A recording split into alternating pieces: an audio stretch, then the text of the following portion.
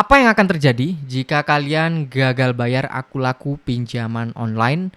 Apakah DC Lapangan akan datang ke rumah atau tidak? Di sini saya mau cerita kisah teman saya yang pernah melakukan gagal bayar aku laku. Tapi gagal bayar ini dilakukan dengan kondisi yang benar-benar memang harus gagal bayar ya, bukan sengaja untuk gagal bayar. Paham nggak maksudnya ya? Jadi ada kondisi tertentu di mana orang telah mengalami yang benar-benar yang namanya kepepet dan tidak ada pilihan lain selain gagal bayar.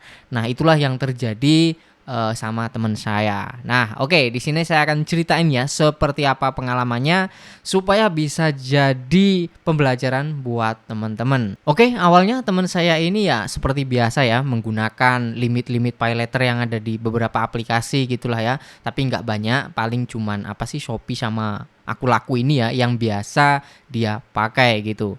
Nah, aku laku termasuk paylater dan juga pinjamannya dia juga pernah menggunakan. Sebenarnya dia ini tertib dan sportif ya bayarnya, bukan orang ruwet lah gitu. Tapi suatu hari tibalah kondisi yang benar-benar sulit, yaitu tidak ada pemasukan sama sekali atau tidak bekerja ya teman-teman. Jadi nggak ada pemasukan yang masuk dan pinjamannya atau tagihan dari aku laku ini berjalan setiap bulannya. Kemudian hari atau tanggal jatuh temponya sudah tiba dan waktu jatuh tempo uang untuk bayar tagihan nggak ada alias nol ya.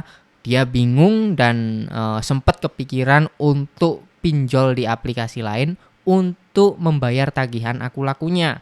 Ini sangat tidak bagus ya. Dia akhirnya tidak jadi pinjam di aplikasi lain ya. Solusi terbaiknya memang biarin telat gitu teman-teman. Walaupun telat 1 hari, 2 hari, atau bahkan 1 bulan, biarkan saja ya.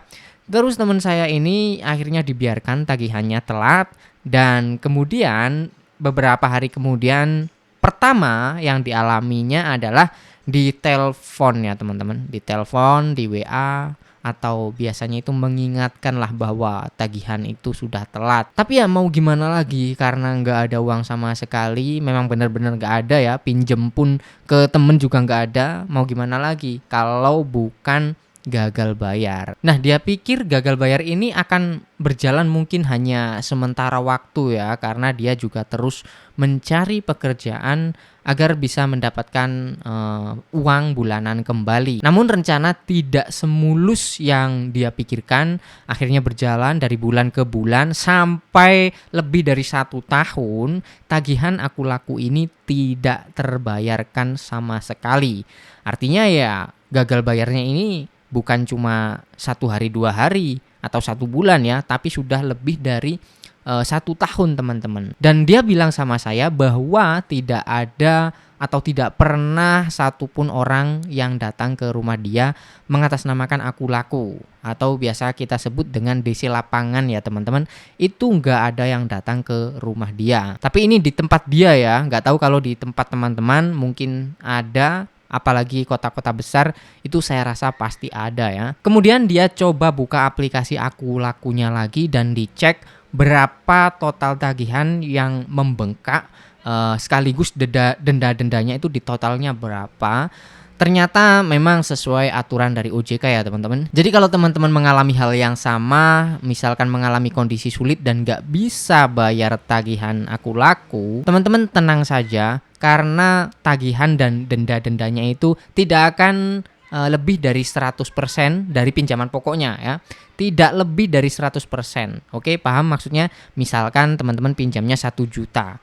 Walaupun gagal bayar bertahun-tahun katakanlah ya, tidak akan lebih dari 2 juta nanti tagihannya. Karena sudah mentok ya 100% itu aturannya. Gak bisa lebih, itu aturannya ya teman-teman. Dari situ teman-teman bisa lebih tenang dan gak ketakutan dendanya akan membengkak, pinjam 1 juta nanti takutnya jadi 10 juta. Yang gak mungkin teman-teman, pasti mentok-mentok 2 juta. Karena sekali lagi bunga dan denda totalnya semuanya tidak boleh lebih dari 100% dari pinjaman pokoknya. Contoh lagi pinjaman 2 juta ya mentok nanti tagihannya 4 juta. Dan setelah dia ngecek tagihannya ya memang benar seperti itu teman-teman ya. Jadi dia agak tenang karena tidak terus bertambah. Akhirnya dia bisa fokus untuk cari duit dan mencicil tagihan yang ada ya. Di sini tidak ada niat kabur dia. Dia masih sportif mencicil tagihan yang tersisa. Yang jelas ketika dia mencicil kembali itu nggak akan membengkak lagi tagihannya karena udah mentok. Jadi dia lebih tenang. Berapapun uang yang ada ya dicicil seenaknya aja,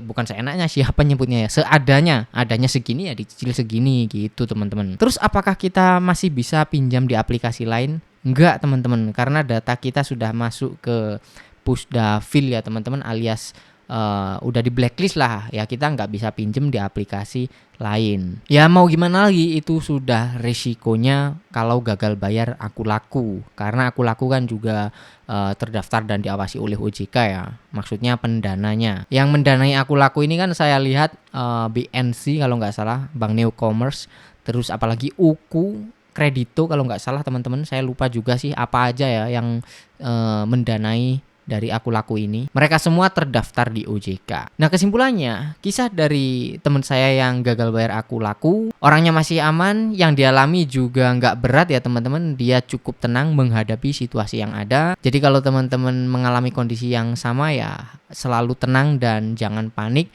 Fokus bekerja untuk cari duit. Biarkan tagihan berjalan walaupun membengkak, karena sebengkak-bengkaknya nggak mungkin lebih dari 100%. Mungkin itu saja yang bisa saya bagikan di video kali ini. Terima kasih buat yang udah nonton sampai selesai. Jangan lupa tekan like-nya kalau teman-teman suka. Sampai jumpa lagi di konten selanjutnya.